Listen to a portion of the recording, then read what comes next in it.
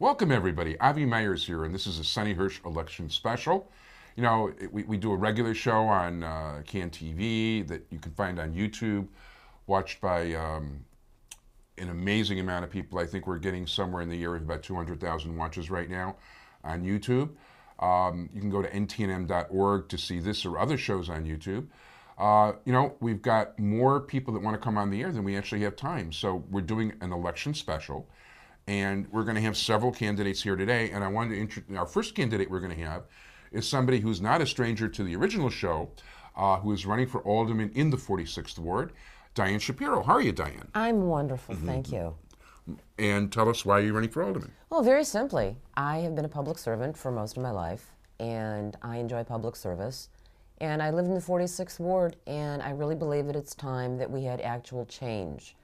I believe that I, with my 33 years of county experience and 15 years of producing circuses and being director of safety and education for a BATE, speaking multiple languages, being Jewish, and being concerned about the Jewish community in the 46th Ward, I think it's really important to stand up and be proud of not only who I am, but who I represent. We have 3 synagogues. I'm definitely pro-Israel. And I just want to continue the tradition of Jewish people in public service and to be an honest, honorable, ethical public servant. Very good. Tell us, what are the boundaries of the 46th Ward? Oui. It's kind of like a V. On the east end, it runs all down Lakeshore Drive, basically from the south side of Lawrence to approximately where Temple Sholem is. Then it goes Which is around Addison. South of Addison. Addison is 36. Temple Sholem is around 34. Okay. 32. Cornelia, approximately. I could be wrong on the street. And then on the north at Broadway, the south end of Foster. And then it continues on down approximately Ashland, cuts down Clark, Dover, and it's very oddly shaped. But it's basically the uptown. It's known as the uptown area. The current Alderman is Helen Schiller.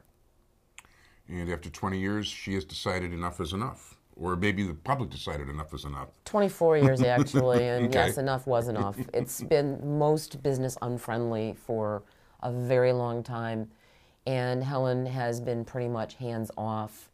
And unfortunately, there have been so many issues of neglect, and not benign as far as I'm concerned. The CTA train stops, for at least 50 years that I'm aware of, are in states of decrepitude. The business climate has been extremely unfriendly. The taxes keep going up. There's no accountability from the government in charge. The neighborhood is filthy. And there are, I don't know how many vacancies there are right now, 40, 50 vacancies. And that's just unacceptable. And they're making a big issue of it, but crime has always been a problem in the 46th Ward, as far back as I can remember. And at the risk of being crude, when I was 5 or 6 years old, driving through on Leland Avenue, I remember my father driving us down, and we saw an actual rape occur, and I was 5 or 6 years old. And that was on Leland Avenue in the uptown area. So the issue of crime is really a long, ongoing, serious problem in the 46th Ward. There are myriad reasons for it occurring, but a lot of it really could be halted if we were to have somebody strong and appropriate in a leadership capacity in the 46th Ward. Education, everything like that. It does begin, first of all, at home. It's reinforced at home. But you have to have a community leader, which the alderman is, to get the ball rolling, to work with the people, to be a hands-on, involved individual. You know, you mentioned Leland. I actually worked in Uptown for a while at a halfway house when I was in college, and I think at that time Leland was about as horrid a street on the north side as there was. It was unbelievable over there. Well, anyway, that sounds good. So so you're out campaigning all the time? Oh yeah, absolutely. But more than campaigning, Yeah. I'm actually making personal phone calls. I have a real disdain for those robocalls. They're very annoying and very disturbing. If I want somebody to vote for me, I'm going to call them and ask personally, or I'm going to knock on their door and ask for their vote, not just have somebody else work on my behalf. In fact, I collected all of my own signatures on petitions. Yeah, that's the right way to do it. The more people you meet, the better chance you have that they're going to actually wind up voting for you. And you've got a very crowded field, so it's going to be very interesting how things split up.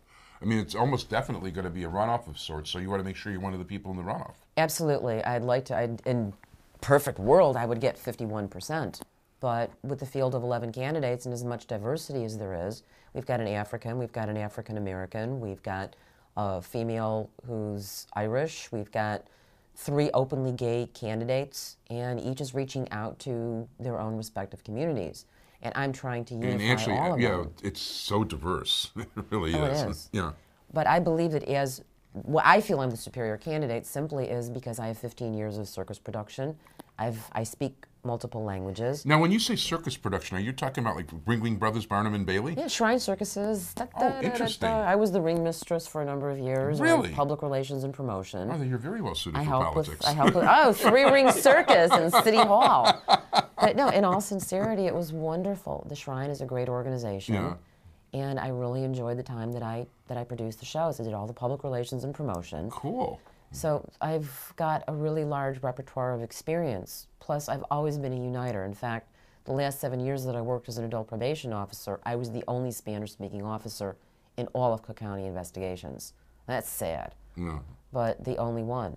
And I like to be able to bring people together. I never had any problems, and I've always been, if there's any kind of controversy going on, I try and bring things down to a manageable level and get people to talk to one another. Even among 11 of us, there's no rancor, there's no animosity. The campaign workers are another story, but the actual candidates, no problem. We work well with one another, we speak to one another, we're very civil. We have very different attitudes, but basically it comes down to 10 Democrats and me. And I am a recovering Democrat. I was a winning precinct captain for 12 years in the 45th Ward, and I had to literally turn my back and walk away, and I was cured of politics for a long time. And then I decided that it was time when I started getting involved with the Republican Jewish Coalition and realizing that there were so many problems with the elected officials in the Democratic Party and how the Democrats basically had begun to abandon Israel in support of Israel, our traditional and only ally in the Middle East. I felt it was imperative that I would become involved politically and run for whatever position I possibly could to make the most impact. As I did try in 2008, I got all the endorsements, well, many of the Actually, you got the important Tribune ones. endorsement, you got the Sun-Times endorsement for county clerk. Circuit Court Clerk. I'm sorry. Yeah. Daily Herald. Yeah. Many organizations endorsed me, and had I been a little bit more open about the fact that I'm Republican, several of those endorsements that were given to other people that I'm competing with would have been mine. Interesting. Interesting. By the way, just for the record, and we're actually waiting for delivery as we speak while we're filming, but I publish Jewish Chicago in my spare time, and in this particular issue, and you'll probably want to look at it, it's definitely online. You go to aviworld.com. It's free all over the city, at least, well, I shouldn't say it's in every corner, because wherever, North Side, Lakeshore Drive and all that, Jewish Chicago endorses you, clearly, for the 46th Ward Alderman slot. Well, thank you. You're welcome. But we need more Jewish activists that are pro-Israel. And this is something that I think is extremely important. Israel is our homeland. And without Israel, what's going to happen to the Jews of America?